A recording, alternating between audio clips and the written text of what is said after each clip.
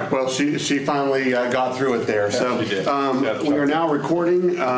We will call our meeting to order right at 7 o'clock.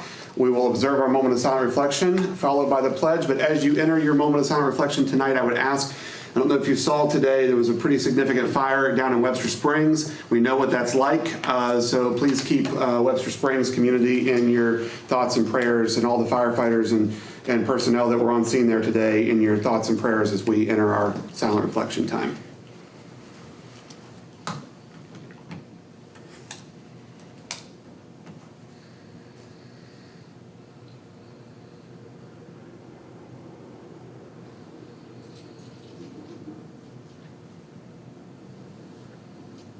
Thank you very much.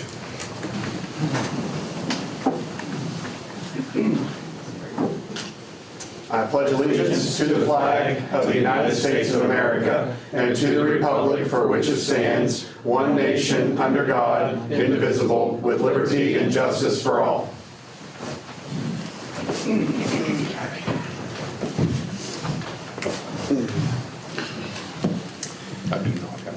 I was going to say, I didn't see them come through, so. All right, we do not have item number 4 on the agenda tonight, so we'll go right to, and I don't believe that Mr. Belt is here, so we'll go to public comment, and Evelyn Siskey has indicated that she would like to address council this evening. I sure would.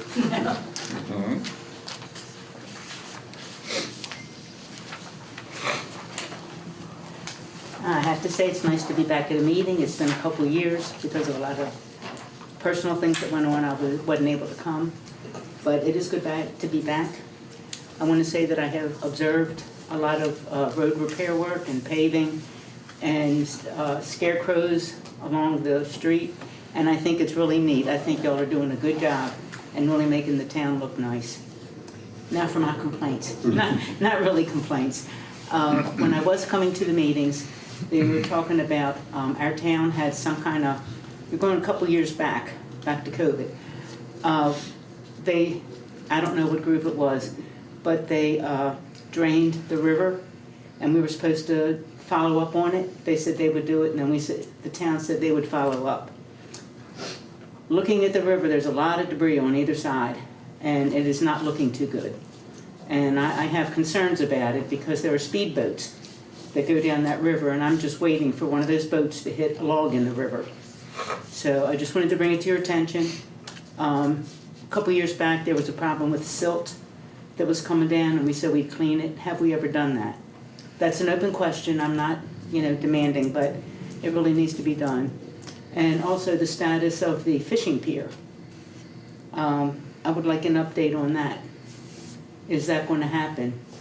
So that was a Create Buckhannon project, not a City of Buckhannon project. Okay, Yeah. Thank you. Yeah. Create Buckhannon had come up with that as a volunteer opportunity, and I don't know that they. So, I know that they've been working on other fishing piers, but which particular location? at the college. At Down the by the college? Riverwalk, yeah. And I guess a couple of years when that was brought up, I spoke to a young lady and I said, have they done any research to see how much is going to back up the river? Because if they're going to block off some of the river, sorry about that, it could affect the homes that are along the river and cause flooding. And I didn't know if they did a natural resource, I don't know what you would call that. And I need to go to the Create Buckhannon meeting. Yeah, first Thursday of each month at noon at the Opera House. Oh, it's still there. It's still there. It's just no longer weekly. It's Right. now once a month, first Thursday of every month. First Thursday. And they would love to have that discussion, I'm sure, yeah. Well, yeah, because sometimes they think wonderful fishing pier, but they don't think about the other Right. problems issues that they could cause. And the other thing, that I'm really pushing it now, the city uses Weimer Avenue to, what do they have there, Vito? Pumping station. A pumping station. And I have to admit, when we have collected money to buy more stones to put down, the city cooperates. We've never had a problem. But since y'all are paving, would there be any way you could just do that little strip going back there? It's only like a quarter of a mile.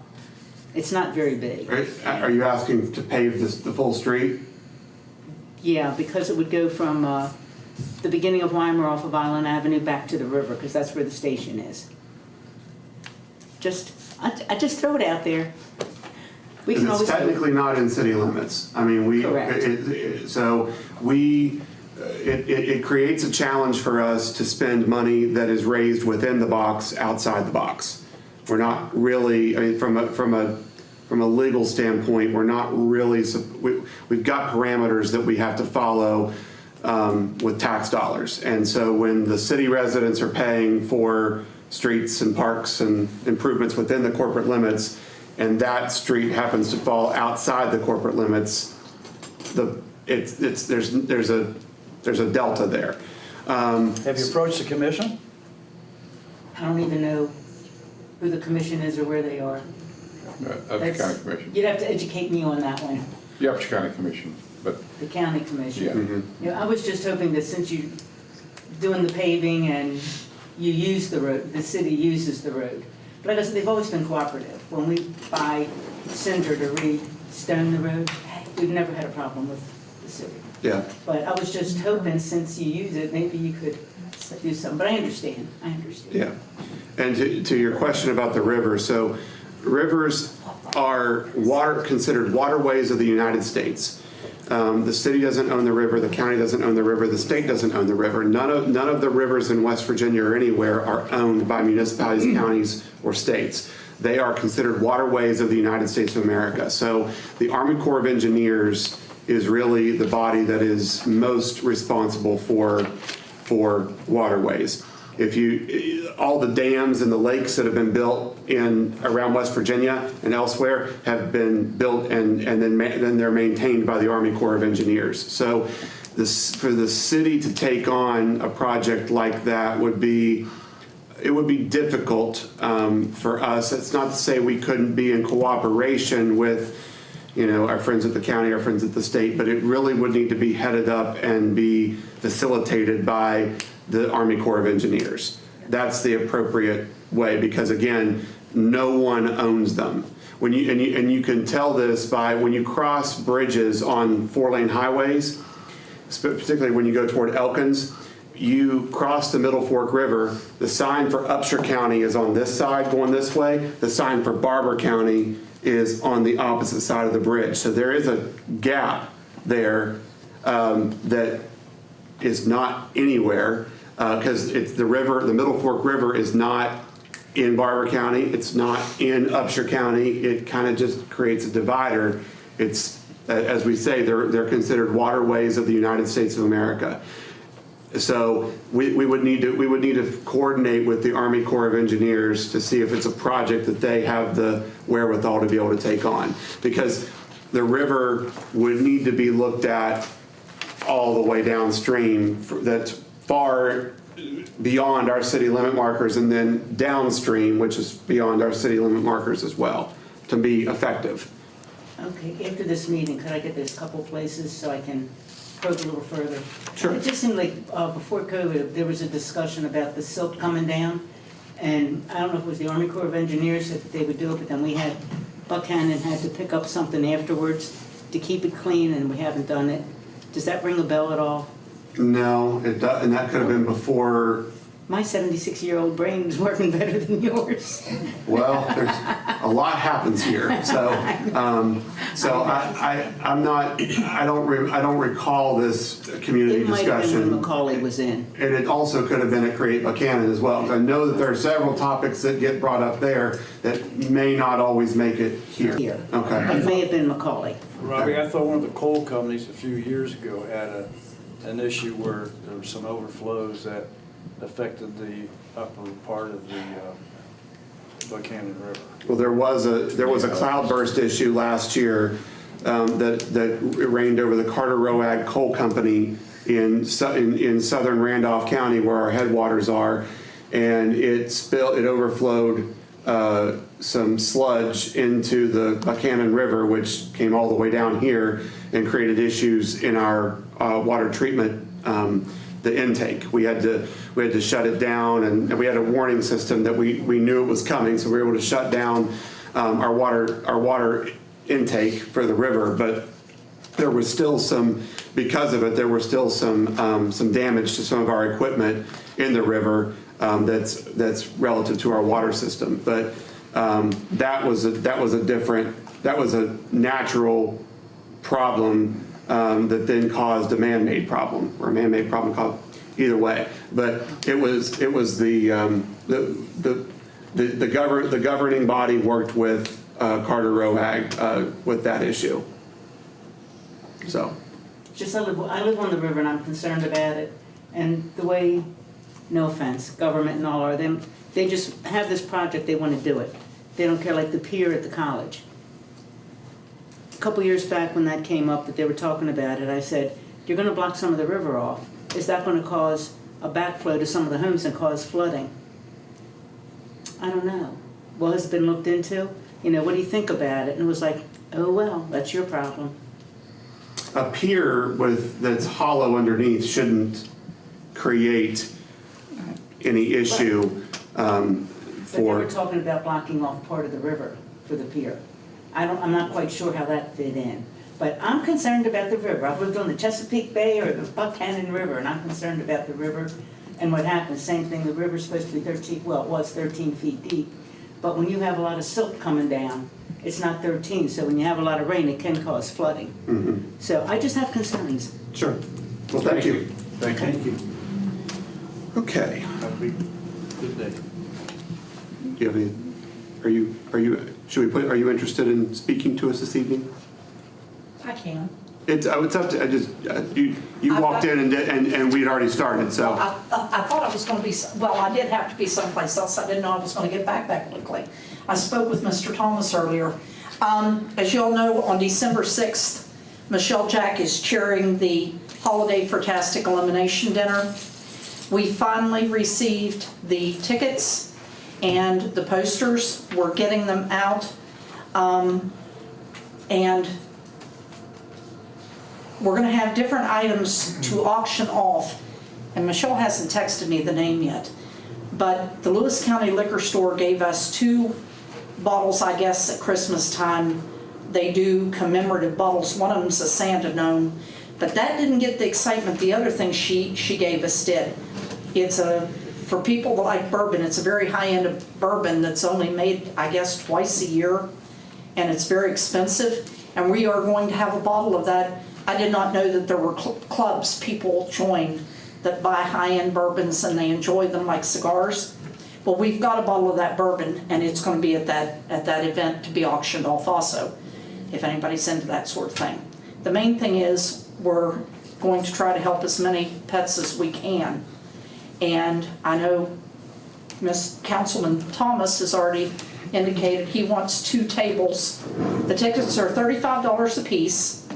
There will be 8 people at a table, and for an extra $20 you can reserve a table. It gets your name or your group's name on the table. You get reserved seating up front. There may be something else with it. We don't have confirmation on that yet. But the evening is going to be a great time for everybody who attends, and I hope to see not just all of these elected officials. I've got a list of people I'll be visiting to try to sell tickets to. So if anybody needs tickets, I'm one of the people. You can get hold of me. You can get hold of Councilwoman Buckblue. She's got them at her salon. They're at Sweetalicious. They're at the Lewis County Liquor Store. We've got tickets out. We don't want anybody to be able to say they didn't know where to get tickets. Okay. So hopefully we'll see everybody there. Okay. Sounds good. Thank you. Did that contract get taken care of yet for that? Did the contract get taken care of yet? Well, I haven't executed, but it's reserved, everything's Oh, fine, okay, yeah, I just okay. haven't had a chance to get it over there, yeah. Okay. Thank you. I may have missed it, but the location and It's going to be out at, The event center Brushy Fork, which I still refer to as National Guard Armory, but, okay. well, they're called the Readiness Center, okay, well, yes, it is that too. yeah. And like I said, it's going to be on December the 6th. The ultimate prize, like most elimination dinners, the final prize will be $1,000 cash. And there will be various other cash awards throughout the evening.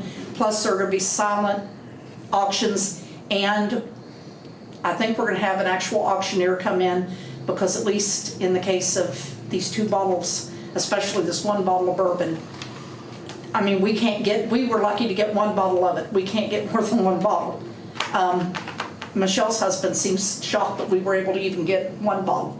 And I don't drink bourbon, so I can't tell you anything about it, except it's evidently exciting. So hopefully we'll see. I think 300 tickets be sold, right? We have 300 tickets. You do not have to be present to win. Of course, if I've got a chance to win $1,000, you bet I'm going to be there. But I think everybody will have a good time. In fact, somebody told me that Mr. Sanders might be doing part of the MC duties that evening. Tiny bit, No. tiny bit. Hey, every little bit helps. Every little bit helps. Instead of tiny bit, because I'll be managing the building too. So, but I just can't imagine. Yeah. But Yeah. yeah, we're excited about it. It should be, the only thing that we do want to stress about this event, unlike some elimination dinners where alcohol is served and tips are sold, you must be 18 to attend this event. It's been mentioned, different people had a concern with other groups' events because the tips are a form of gambling, and of course there's alcohol there. Now, just because you're 18 doesn't mean you can get alcohol. You have to be 21 for that. But this is not a child-friendly event. That's probably the most tactful way I know to say that. So, Okay. good night for the parents to get out and have some fun. There you go. Thank you. Thank you. All right, AMB, it's time for the financial report. Okay. This is the meeting that I give you your balances in your enterprise funds. For the month of September, in waste collection, money market and checking, we had $1,832,000. The CD and savings were at $324,000. And then we also have a letter of credit for $64,000. In the water board, $1,065,000, with the working capital and savings at $935,000. The sanitary board money market and checking at $919,000, with working capital and CDs at $496,000, and then we have a stormwater fund at $343,000. The only other things I got to report is the first closing for the $6 million bond anticipation note for the water project was this morning. The final documents for that will be completed tomorrow. A reminder, this is the first phase of the financing for the property acquisition, engineering design work, contingency, accounting, bond counsel, bid negotiation, and special services. We are also finalizing the financing for an excavator for the sanitary department. That excavator's $183,000. And then we are also working on financing for a road tractor for the waste collection department, and it's $178,000. In your bills to be approved, I'll point out a few of them to you. $3,900 to Pat McCarthy Productions for street crimes training for the police department. We had $16,500 to Golden Equipment for rebuilding the street sweeper. $1,900 to West Virginia News for publishing the June 30, 25 financial statement. $2,600 JF Allen for blacktopping for patching, and $1,800 to Ace Materials for concrete for Buckhannon Street curbs and North Florida Street sidewalk. That's all I have. Okay. Any questions for Amby relative to the financial report? I'd entertain a motion that under the financial report that we go ahead and approve the payment of our bills. So moved. Motion by Scott, second by Rob. All those in favor signify by saying aye. Aye. Like sign opposed, that motion carries. Up next is our Public Works report from one Mr. Ethan Croston. Good evening. Hello, Ethan. Hey. So, street department, they're continuing to work on North Florida Street sidewalks, moving along on it. They just passed Nona Street on the high rise, so we're on the second half of that project. It's been moving along well. Getting ready to start another sidewalk participation replacement on Meadow Street, a resident requested.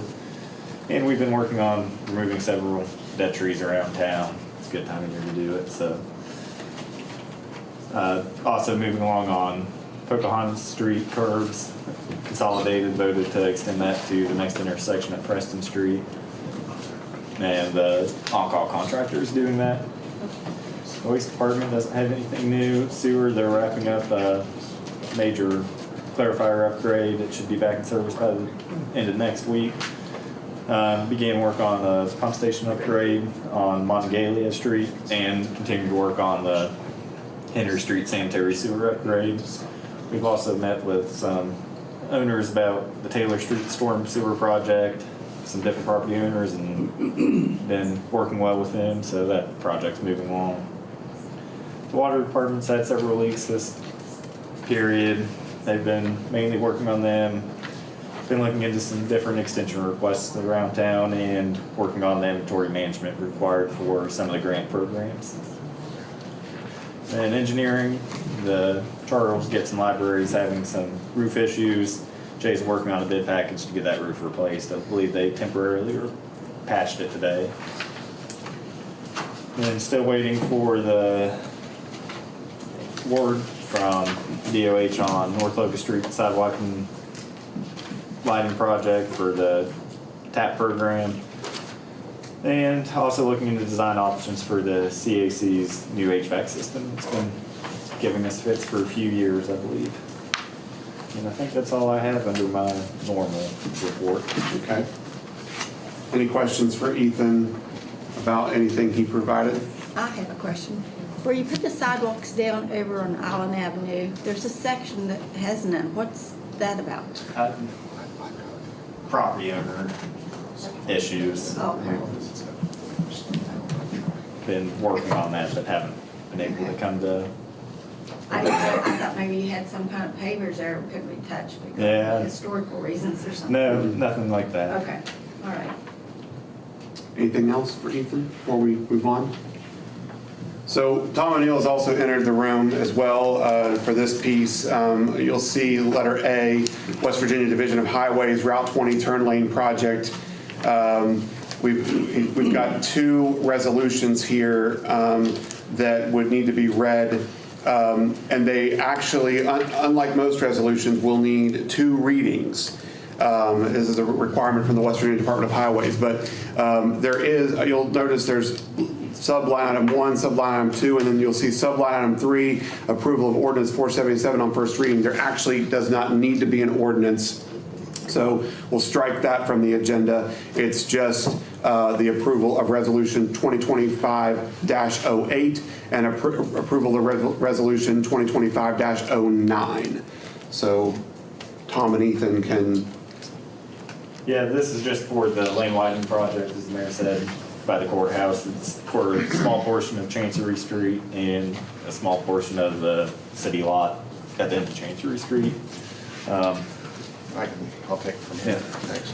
So the documents that the council has before it, the resolutions will authorize the grant of a right-of-way and a temporary construction easement to the Division of Highways for two separate tracts of land. One is, I don't know, something like 300 and something square feet, and the temporary construction easement's a little bit bigger.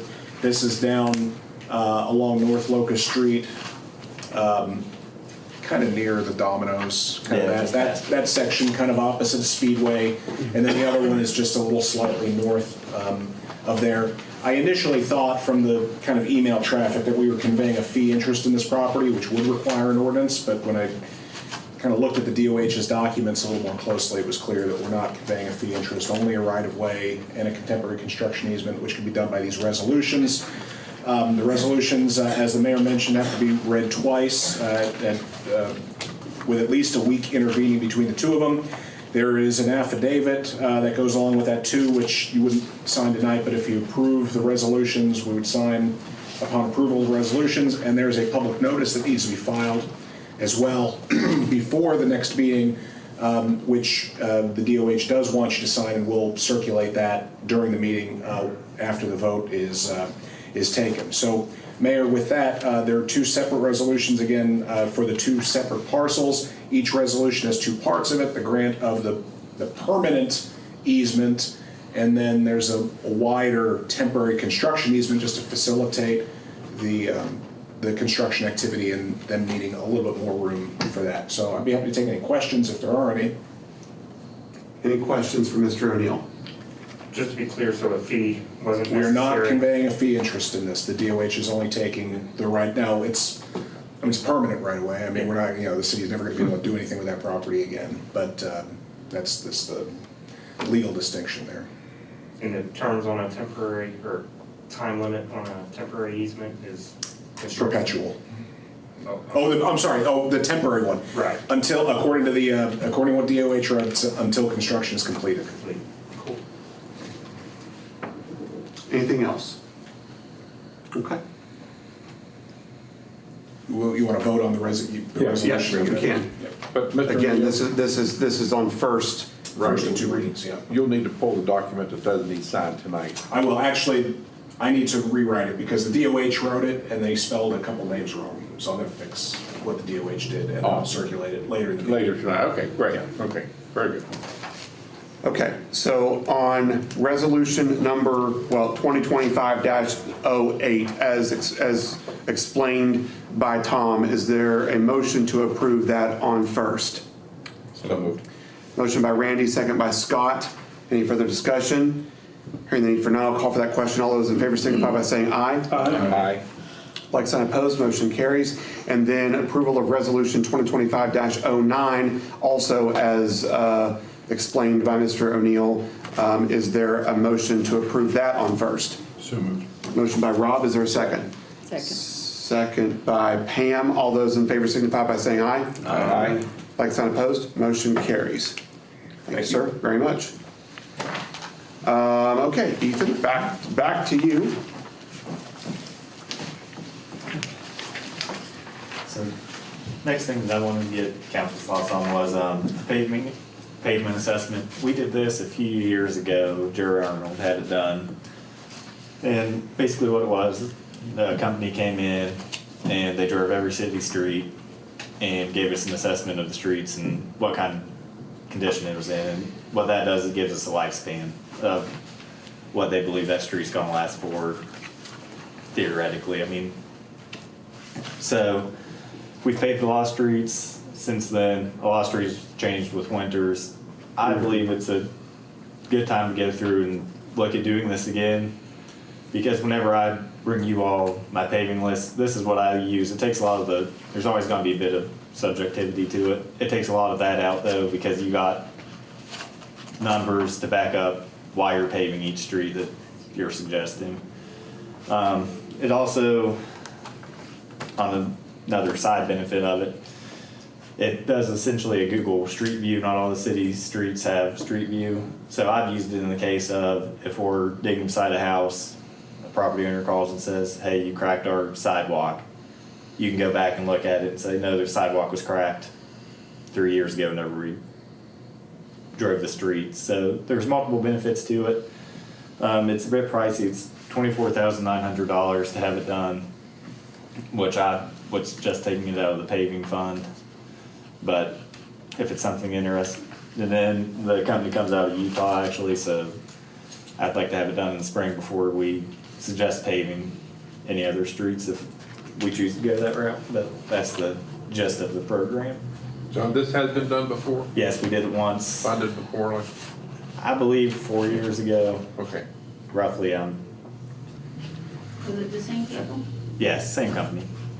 And you found them satisfactory from everything you reviewed? I know you weren't here 4 years ago. Yeah, no, I still use it Right. fairly often. Like Yeah. I said, that's what I use Okay.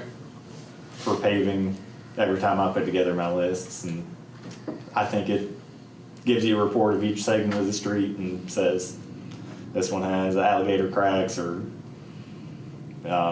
this many potholes. Estimate is this street has 10 years left of life, or this one has 1 being the worst, which is all the streets we've been paving, they were below a 5, I think. Is what I I've been think it is. focusing on. I think it is beneficial, Yeah. considering how many miles was there, how many streets we have? About close to 300. We've got 62 Yeah. miles. Yeah, yeah. So I think it certainly takes some of the subjectivity out. Yeah, and there's always, like I said, Right.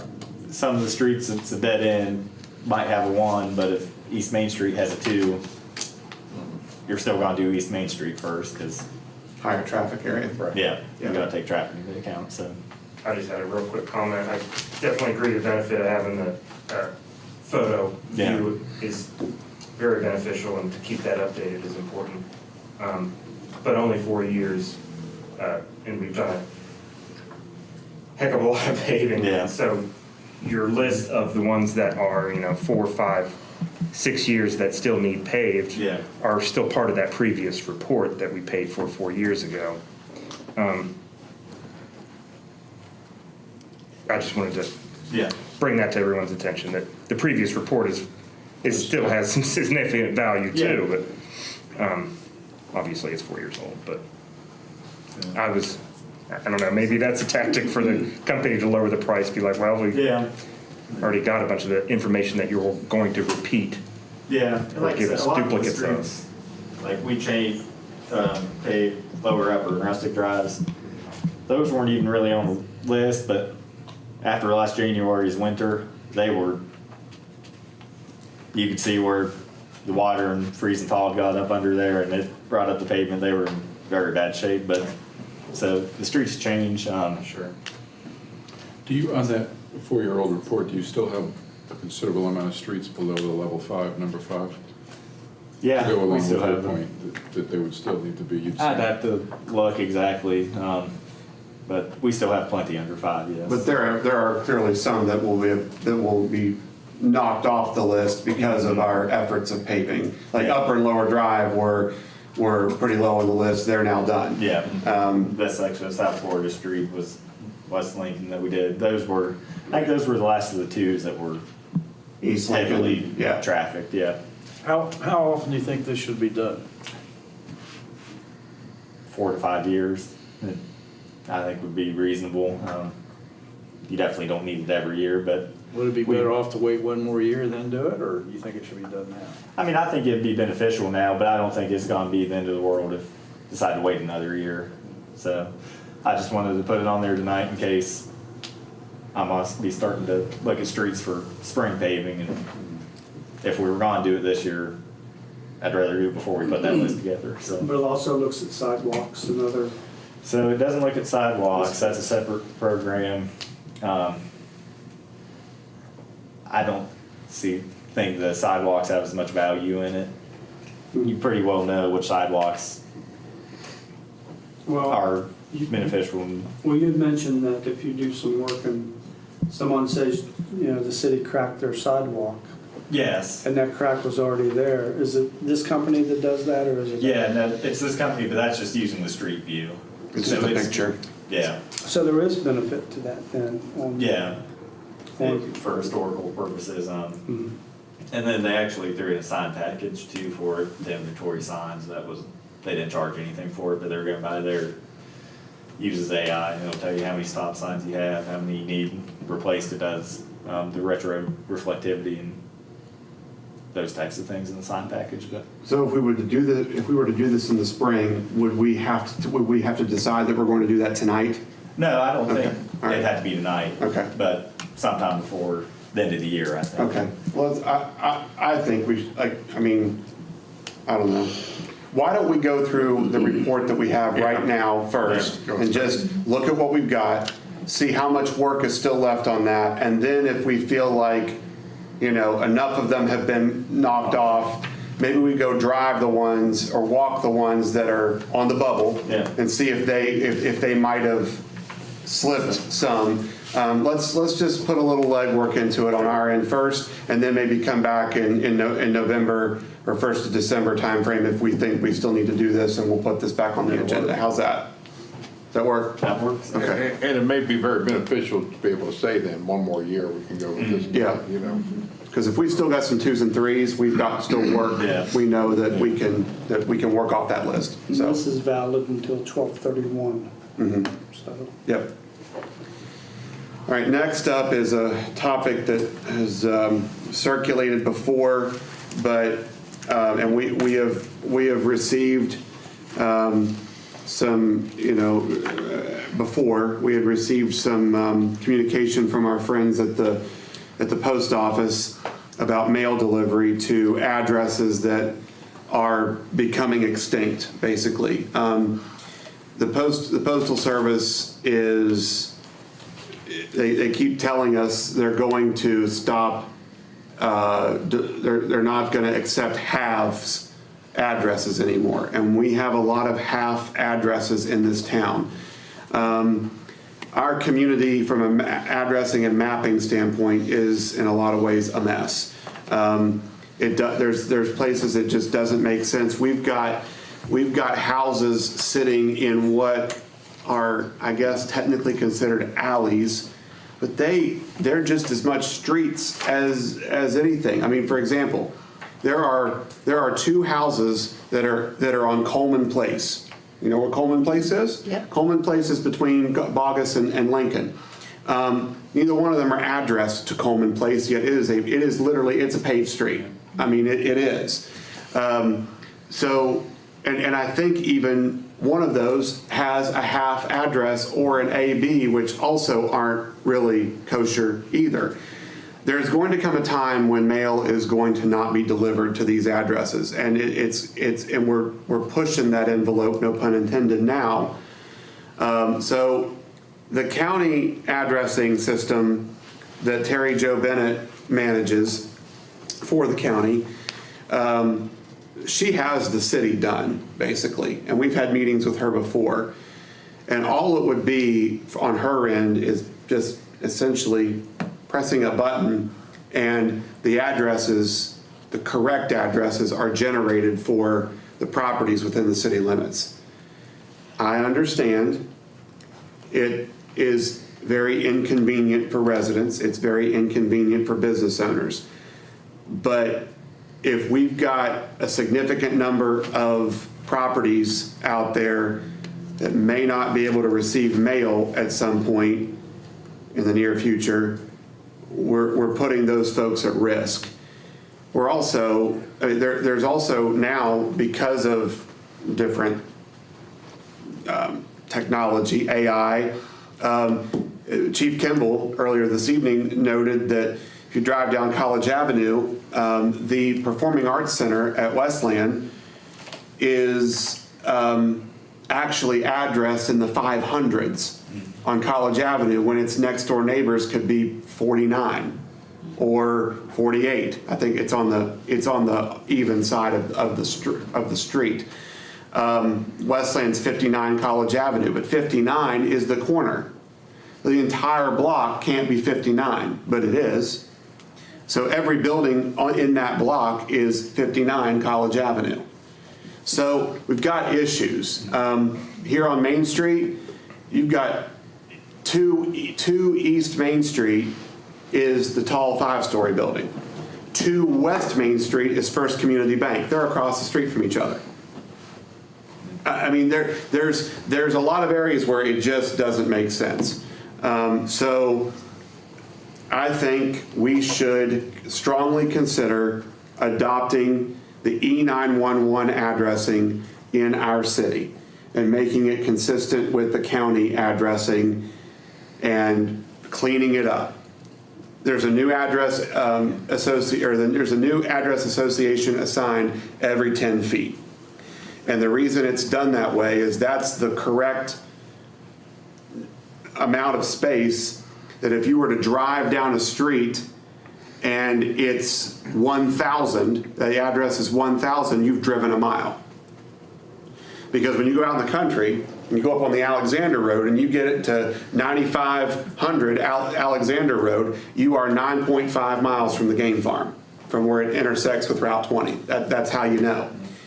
So if you're at 14225 Route 20 South Road, you're 14 miles from Skateland, where you exit City of Buckhannon. It's a good system. It makes a lot of sense. And from an emergency response standpoint, mail delivery standpoint, it makes sense. So does it mean everybody in the city limits will have a different address? Mm-hmm. We would adopt the 911 addressing. Well, That's also what the county went through years ago. Right, because here's the problem. So we would have to, okay, so on Pocahontas Street. Early on Pocahontas Street, there is a half address. So if we were to readdress just half the street, we would still have to readdress half the street, because you could go 90, 92, 94, 96, and if you have 96 and a half, every single house after that would have to be readdressed anyway. And that in South Buckhannon in particular, it's pretty bad. Even on Park Street, there's a half. My son has a half on East Main. My sister-in-law between Florida and Meade Street. It's a half. Yep. Yeah. So anything after that, from the half and then beyond, on that particular street would have to be readdressed.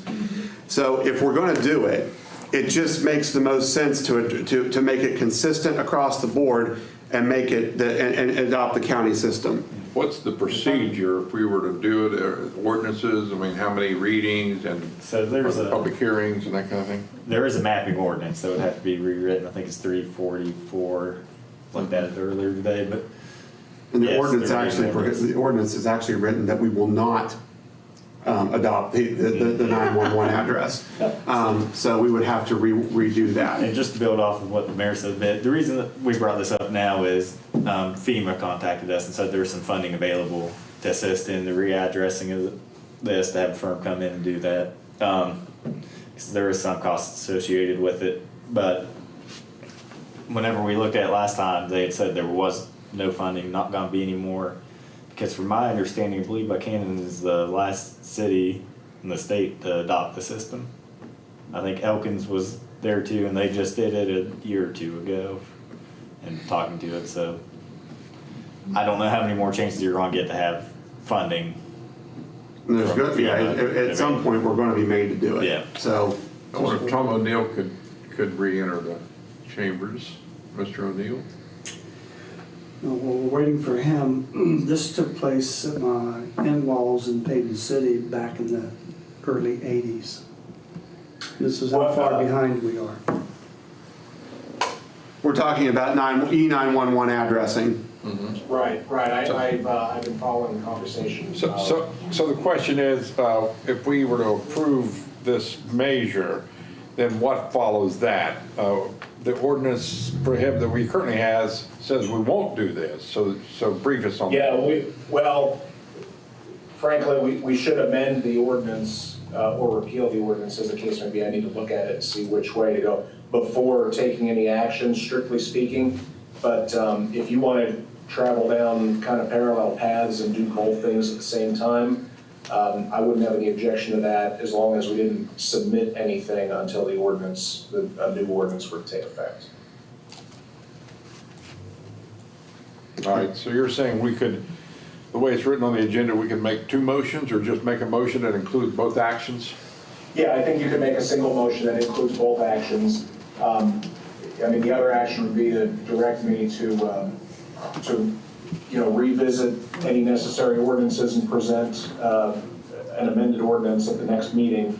And then meanwhile, Ethan can explore these other opportunities. Okay. So Tom, what would your counsel be for how the motion should be worded? I think I would word it that the council approves beginning the process of investigating adopting emergency 911 addressing within the corporate limits.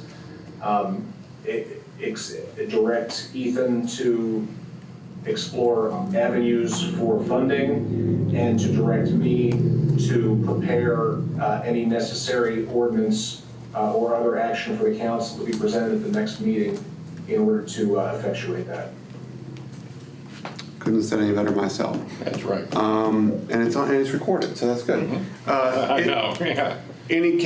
Who would, I'd entertain a motion to that effect. Is there anyone who would be willing to make that motion? So moved. Motion by Scott. Is there a second? Second. Second by Mr. Thomas. Is there any further discussion on the motion?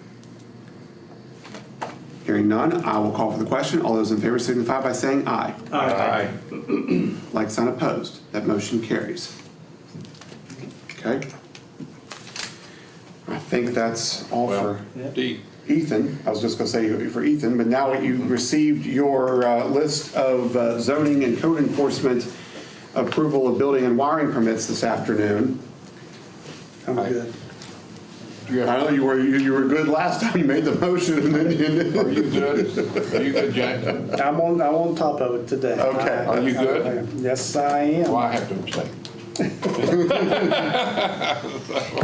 All right. I'd entertain a motion that we approve the building and wiring permits as presented. So moved. Second. Let's give it to Mr. Rigger since he never gets to, and then seconded by Mrs. Bucklew. All those in favor signify by saying aye. Aye. Like sign opposed, motion carries. Would be abstaining. Yes, with Mr. Yeah. Sanders There's abstaining. 40 South Florida Street on there, so. Okay. All right, we are ready for our police chief. Matthew Gregory is up. Good evening, sir. Good evening. How bad? Hello. A few things tonight. As we've discussed over the last few meetings regarding towing for special events, with the homecoming parade having passed this past week, we contacted a local tow company to be on standby should the need for towing arise. It did not, fortunately, during this particular event. However, the tow company was available should it have been needed. So that seemed to work out. My recommendation would be to continue with this method moving forward with the future special events. Another item that I've mentioned, but the Buckhannon Academy School has begun their new traffic pattern, and I've observed it for a number of days. It does seem to work out very well from my observation. Their new traffic pattern now has folks that are picking students up to queue in the Board of Education parking lot. The Board of Education has painted up to 5 lanes where cars can stack. Each lane will hold about 10 cars. By the time the parking lot of the Academy School is opened at 3:15, all 5 lanes are pretty well full at that point. But as they flow, they will proceed down the alley lane by lane that runs beside the Board of Education building, cross Smithfield Street, and enter the now open parking lot. Again, it opens at 3:15 behind the Academy School. Once that occurs, other cars that are coming after 3:15 are able to continue into the Board of Education parking lot and stack accordingly. So that method, as observed for the past week and a half, seems to really be working out. We've seen that Smithfield Street, Victoria Street have remained clear during this, so hopefully this is the solution moving forward. The police department will host a variety of trainings at the Public Safety Complex in the weeks ahead. These trainings will focus on a wide variety of issues relative to drug interdiction investigations, supervisory liability issues, and leadership principles. And then finally, and I think this is also in your packet, the police department, in conjunction with the Family Resource Network, will host the annual Trunk or Treat event at the Public Safety parking lot on Monday, October 27th, from 6:30 to 8:30. So this is usually a very well received event, probably one of the more popular events that we put on throughout the year, where we see upwards of 1,000 youngsters come out, and it's good to engage with. And Mayor, that's all I have under my regular report. Any questions for Chief Gregory? What was the number on the trick or treat again? Upwards of 1,000. Wow. Yeah. Yeah, and it's a total of a little over 2,000 when you factor in the adults that come with them. So it's so much that the line wraps clear down around the parking lot, down past Jawbone and up Madison Street. So. Okay. You want to discuss the line item under your report? Yes. So the line item under my report is in regards to a taser quote. This is in reference to the current models that are issued to the police officers, and there are currently 10 of these that are issued, are known as X2 models. X2 has been the issued item in the police department for a number of years now. They are older and to the point to where Taser no longer supports them, and so it is due for replacement. This actually was an item of discussion at our budget hearing this past winter, where council approved a $30,000 expenditure for the replacement of these X2 tasers for the newer X7 tasers. The reason I bring it back to you tonight is that the quote has been modified to include, whereas in the past when we would replace items such as tasers, we would buy them individually, and the materials needed for them we would buy a la carte, if you will, as needed from one year to the next. Taser is something that we have to qualify on every year. To qualify, in the past, we had to fire at least twice. Now with the new X7 models, there's some differences in their function. We have to fire 4 times. So we have to, each fire means we have to buy a separate cartridge for. So this obviously would affect the price moving forward. Taser has bundled in this new quote the replacement of the 10 tasers that are needed to also include beyond the hardware themselves, the materials that will be needed over the course of 5 years. So this is a 5-year agreement that will include the cartridges that we would utilize in training, as well as any possible deployments, as well as batteries and other maintenance items. The new quote comes in at $45,564 and can be payable in installments, interest-free, over 5 years. The benefit with this is that once we, and again in the past, once we have acquired the hardware, we have normally budgeted $3,000 annually to maintain the tasers. That is to purchase the cartridges, the batteries that are needed for training and deployment. So we already had that in place anyway, beyond the initial cost of the taser itself, as well as the extended warranties that we would always buy on those. Because believe it or not, the taser is actually the most, besides the radio, the most expensive thing on our belt. We can purchase 3, almost 4 pistols for the cost of 1 taser. That's just because there's just so much functionality to it. So this new quote again is higher than what we had budgeted, but again can be paid in installments. My recommendation would be, if accepted tonight, would be to pay $30,000 that we already have budgeted for the replacement against this quote. And that would leave a remaining $15,564 for the next 4 fiscal years beyond this one. So that would equate to budgeting $3,900 a year past this fiscal year to finish this project. And again, instead of having to buy a la carte the cartridges, this would supply us over the course of the next 5 years with what is needed for these items. This actually is a bundle that, by doing it this way instead of buying it piecemeal, that actually does save the city $9,000. So it would be my recommendation to move forward with this and replace these items that are needed. Is there value with the old tasers? Value for trade or for? Not really, because they're no longer supported by Taser. So no one that had them, right? Okay. Would any other smaller, like really small community, like a Burnsville or would anybody like that?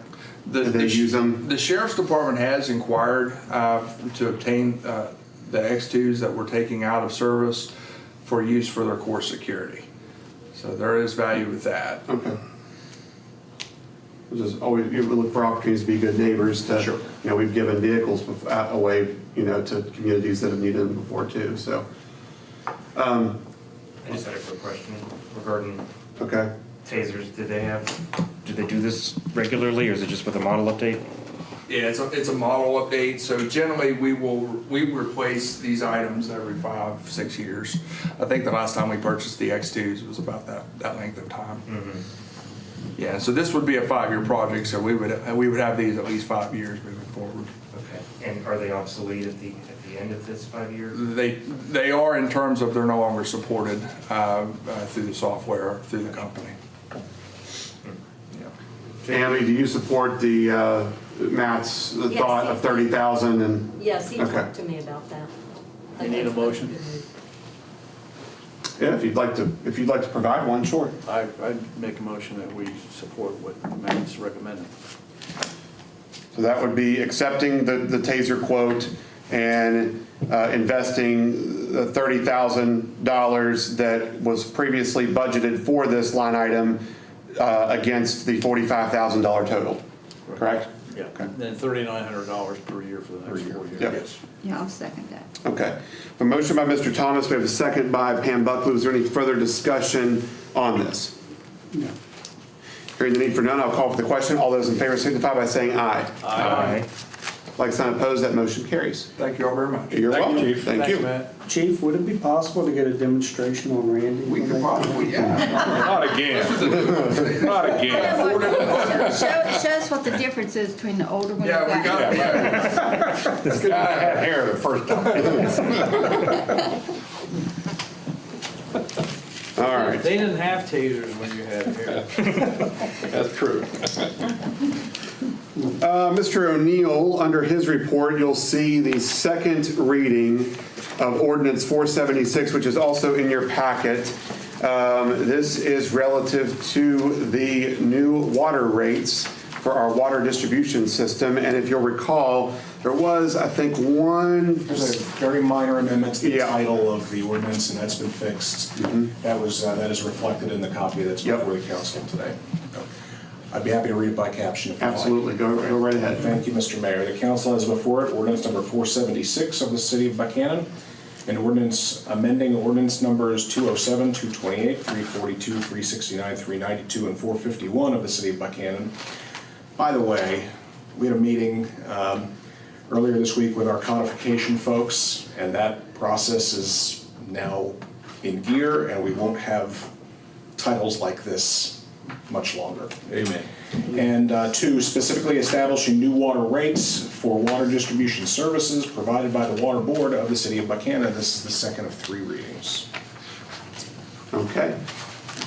Other than the small change in the title, nothing else has changed in this ordinance. That is correct. Are there any questions from members of council? I will ask for a motion that we approve ordinance 476 on its second reading. So moved. Motion by Jack, is there a second? Second. Second by Rob. All those in favor signify by saying aye. Aye. Like sign opposed. That motion carries. We will have a third reading with a public hearing at our November meeting.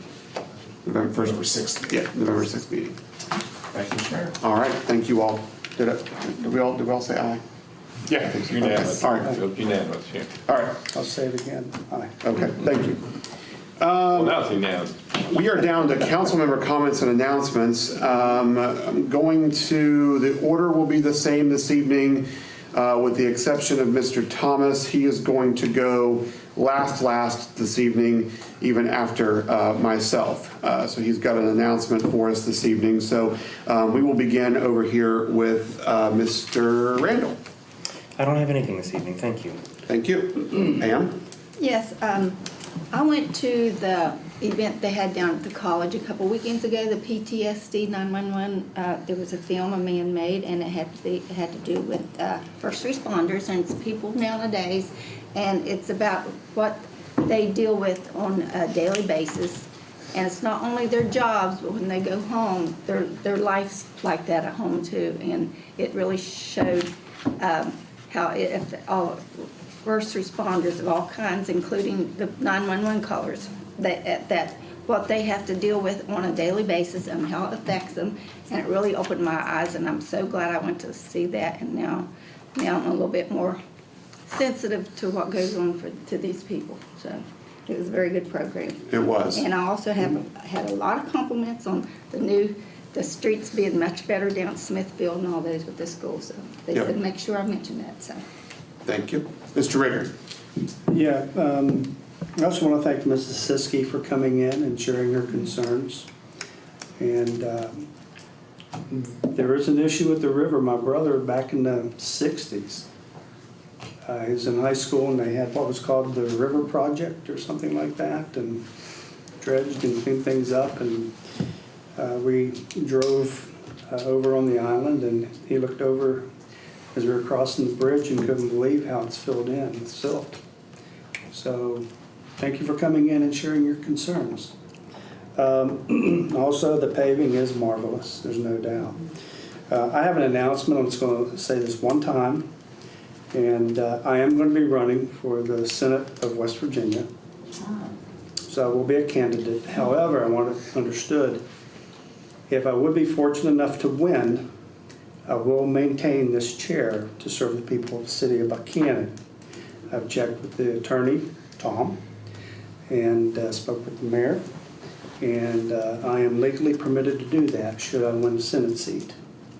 So a public announcement is forthcoming. That's the only reason I'm stating this now. So thank you. Thank you. That's it. Mr. Giuliani?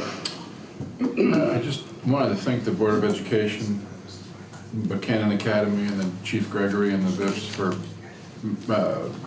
finally coming to a resolution on Smithfield Street. It's fantastic now. You'd never even know there was an issue. We don't know what to do with ourselves now, and that's coming from all the neighbors on Smithfield Street.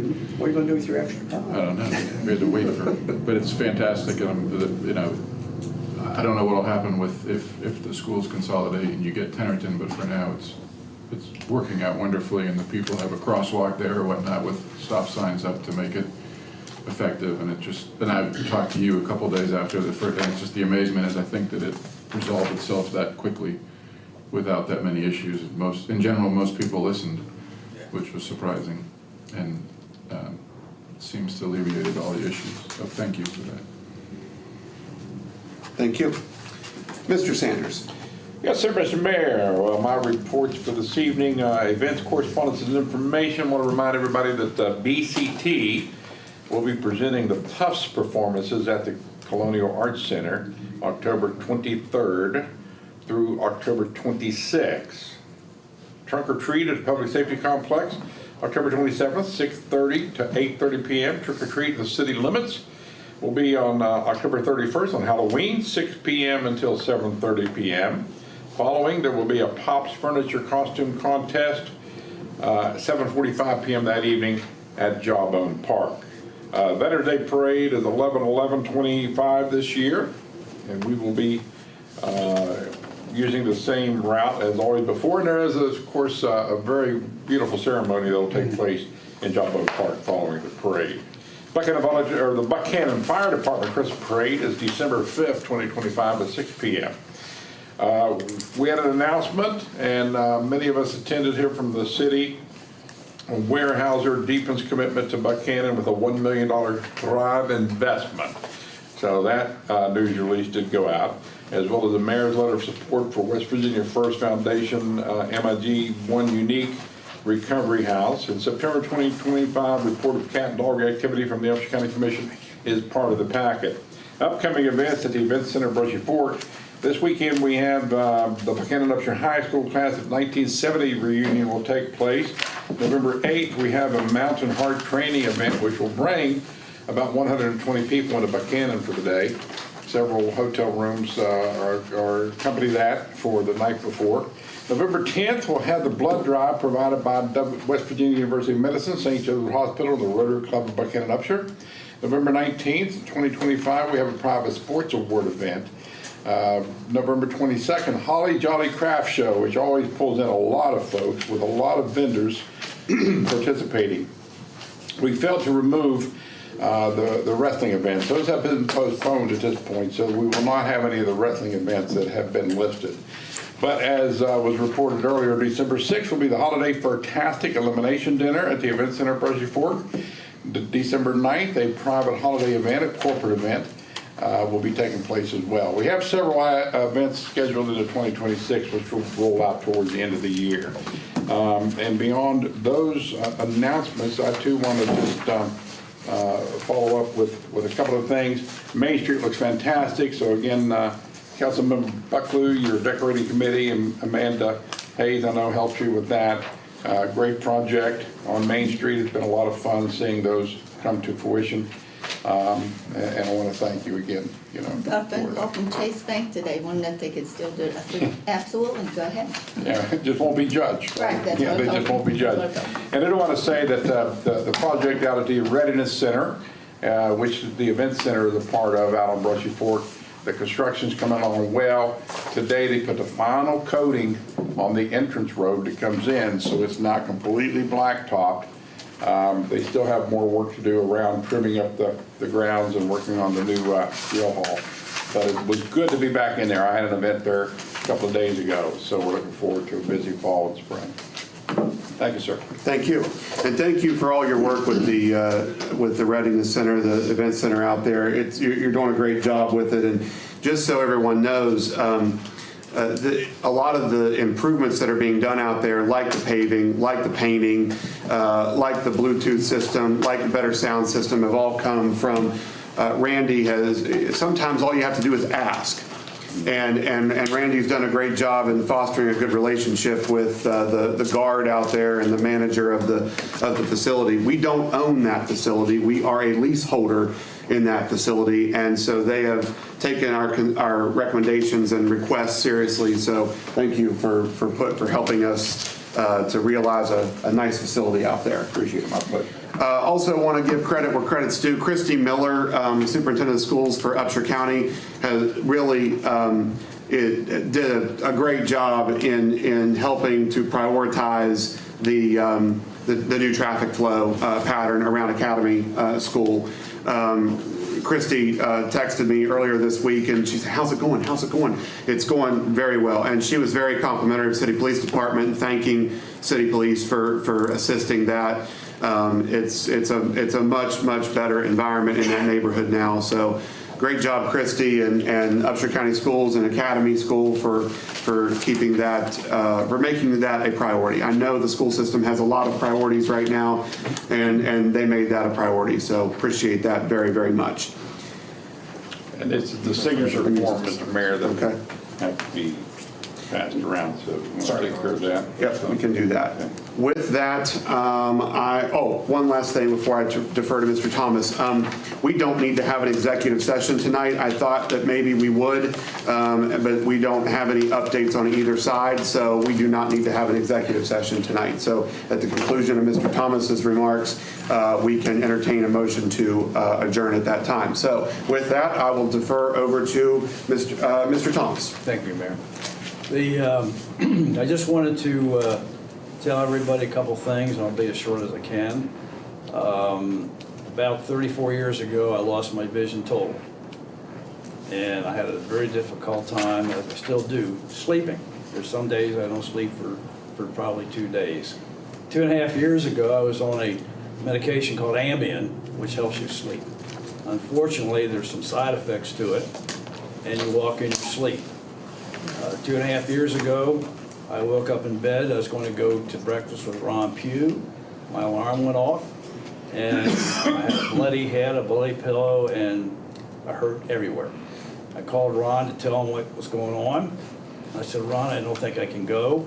He said, I'll come over, Thomas, and see what's going on. When he saw me, he said, we're going to the emergency room up at St. Joe's. To make a long story short, I had 5 broken ribs, 3 broken bones in my right arm, and I also had a brain bleed. And that was the real thing that was terrible. And the doctor said we're going to have to go up to Ruby, and Ron said, I'll take Mr. Thomas up. He said, no, he's going to have to go over to the trauma team. I was in the intensive care unit for about a week. And I've been different ever since that time. I don't have the same memory I used to have. I have dozed off a couple times at water board meetings, and that's sort of embarrassing, quite frankly.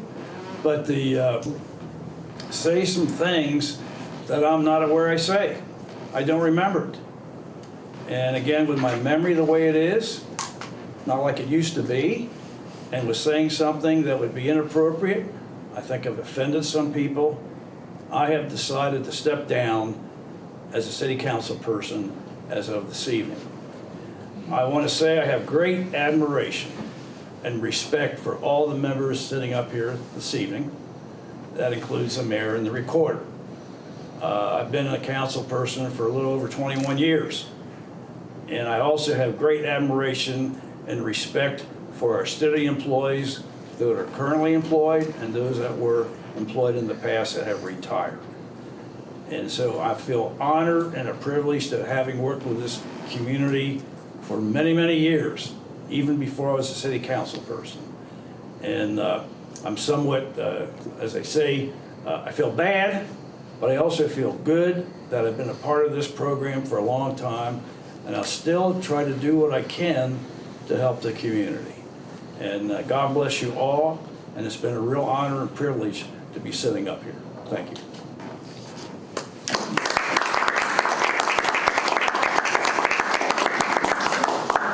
Well, David, we know that this was certainly was not an easy decision for you to come to, and on behalf of all of us here as members of this city council, your colleagues, we are very grateful for the work that you have put in and the dedication that you've had to the city of Buckhannon for the past several decades, and to Wesleyan College, to the Upshur County Development Authority, to St. Joseph's Hospital, to Upshur County Schools and beyond, to the youth of our community.